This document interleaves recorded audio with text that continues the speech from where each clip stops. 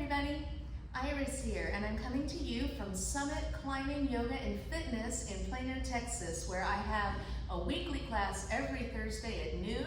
I teach Align and Strengthen. It is a 60-minute class where we take our time in postures, we build strength, and we do what it is we need to do so we can go outside and we can get up those rock walls. Now, for today's video, we are talking about crow pose. It is an extension of the discussion we've been having about drishti, or focal point. We've learned so far how to move our feet from behind us and bring them up, getting them closer to or maybe even in between the hands. One foot step through or maybe both feet jumping through. That all has to do with drishti, the lifting of the gaze, looking out past where you want your feet to land. We're going to apply that same principle to our crow pose today. So, do not worry if you are a beginner and you've never gotten both feet off the ground, this tutorial is for you. If you've done crow pose a whole bunch of times, but you want to know about other places you can take it, or maybe even starting to straighten your arms a little bit, moving into crane, this video too is for you. So, let's start with the basics. What is crow pose? Well, it's an arm balance.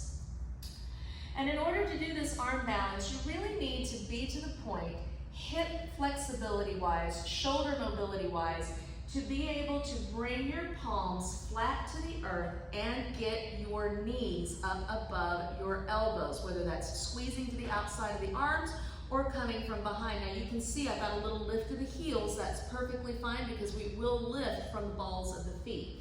So if you are not to this point yet, then I suggest you do some moves, some exercises and drills to help you get to this point.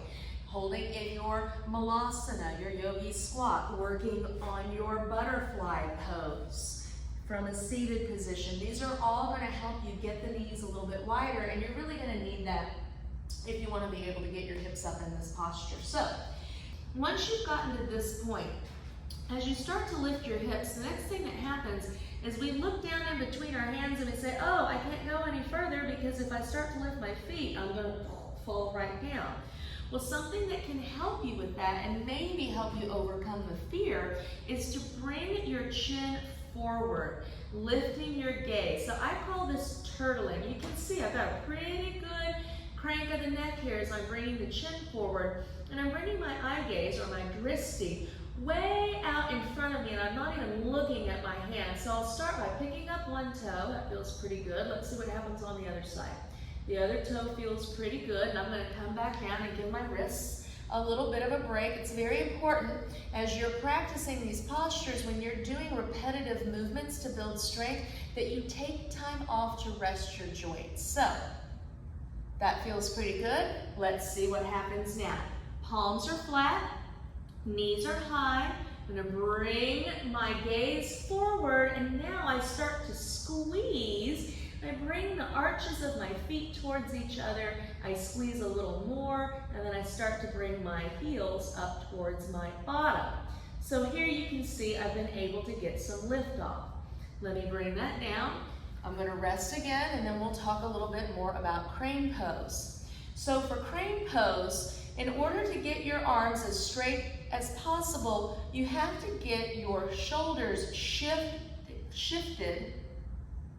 You have to get your shoulders shifted in front of your wrists, and that too can be scary. So you're countering the weight by lifting the chin.